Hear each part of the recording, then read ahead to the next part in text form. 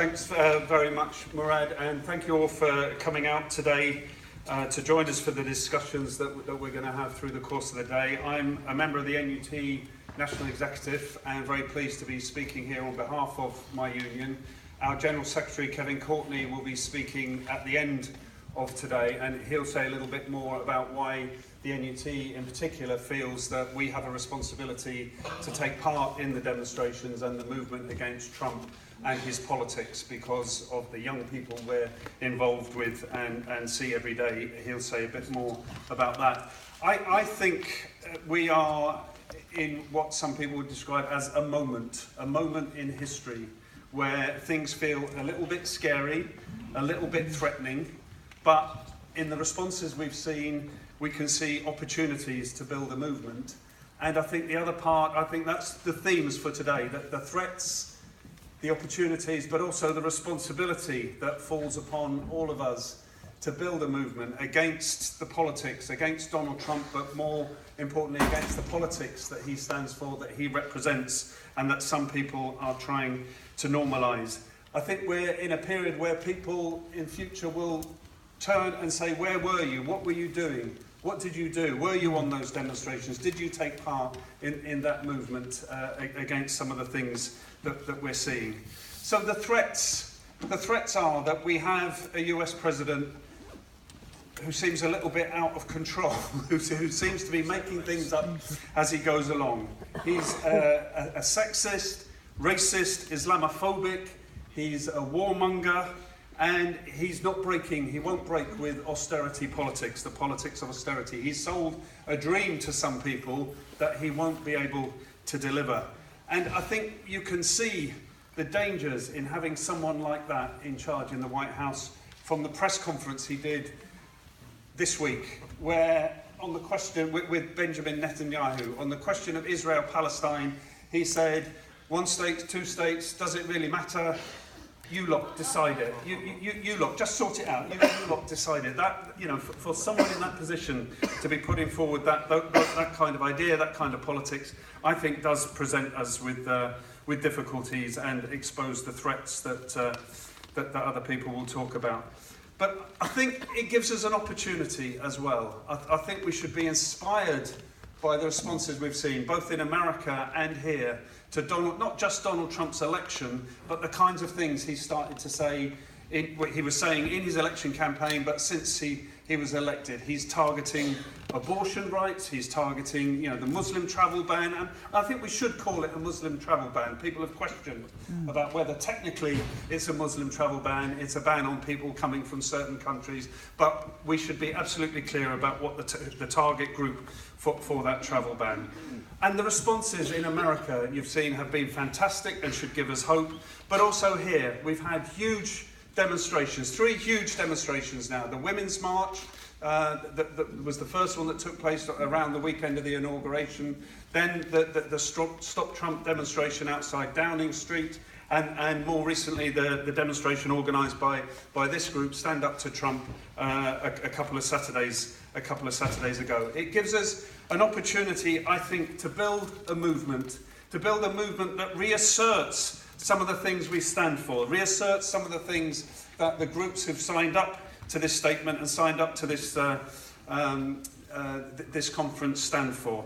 And I think we should take heart from the fact that you can see there are people who've never been involved in activity before, who have a visceral response to what they see is happening and want to do something about it. A couple of weeks ago, I met an American teacher in East London who'd never organised anything before, and she told me she was one of the 4 people that organised that Women's March that turned out with 100,000 people. They thought it was going to be quite small.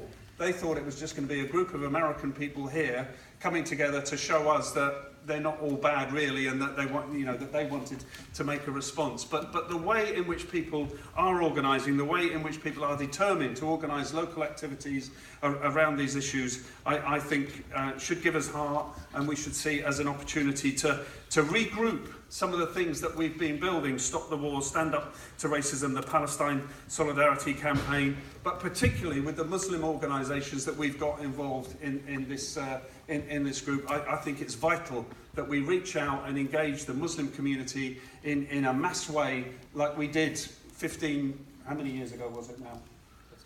2003, about 14 years ago. Sorry, I'm just on the first, big stop the war demonstration. We've got that opportunity and that responsibility to do it, because there can be no doubt that it is the Muslim community that will feel under attack. There can be no doubt in the classrooms I've been in since Trump was elected and since his inauguration, that is Muslim young people who feel scared, Muslim young people who feel that they're being targeted and feel that everybody's watching them. So when we say stand up to Trump, I think that's a byline for us saying we stand up to the politics. We stand up against the politics of racism, against the politics of hatred, against the politics of division, and against the politics of war. And when we do that, we have to look at what's happening here. Theresa May, by rushing over and inviting Donald Trump to come on a state visit, is normalising the kind of politics, is normalising the kind of things that Donald Trump stands for and the kinds of things he's been saying. And we should never forget, when we're campaigning against Trump, when we're campaigning against the normalisation of those politics, we should never forget that it was Theresa May, when she was in the Home Office, who sent immigration vans round to London and other places, telling immigrants to go home. If you're here illegally, you should get out because we're coming after you. It was Theresa May who forced the PREVENT strategy, the failed PREVENT strategy, which is demonising and targeting Muslim students in our schools. It was Theresa May who forced that on schools. And it was Theresa May who is forcing schools to collect immigration information on young people, turning schools and teachers into border guards, essentially turning them into border guards. So we shouldn't assume that there's a difference here between the kind of politics and the kind of policies that Theresa May stands for. There may be a difference in presentation, but she has given us those things in a very consistent and coherent way through all the time she's been in office. So we, as I say, I think have a great responsibility and a great opportunity to build a movement, and that's what we're going to discuss through the course of today. We're going to hear from different voices in the morning, and then in the afternoon we're going to be talking about how we build this campaign in workplaces, how we build it in communities, how we build it in a mass kind of way. And when we do that, I think we cannot afford to be complacent. When you look at recent polls, 33% in a recent poll of British people said that they support what Donald Trump is doing with the travel ban. 45% of Americans support it. So there's real divisions in America there. There's an argument to be won and a battle to be won. So we can't be complacent about that here. 33% of people are saying they support what he's doing and they understand why he's doing it. That tells us we've got to get our arguments right. We've got to take the arguments right down into the workplace. There'll be people who will say, he's the elected president. Why are we campaigning against an elected president? That shows the importance of the discussion we're going to have this afternoon in taking the argument into the workplaces, in taking the argument into the local communities, to say that it's not just the individual we stand against, but the politics, as I say, of racism, hatred, division, austerity and war. So I thank you all for coming today on behalf of the organising group. I hope we'll have a productive day. It will be looking at how we mobilise for the demonstrations on Monday. It will be looking at how we mobilise for the demonstrations when and if Donald Trump does come. But more importantly, I think it will be looking at how we build a mass movement to defeat the politics that he stands for, to defeat the politics, as I say, of racism, division, hatred and war. I look forward to the discussions today and thank you all for coming. Thanks very much.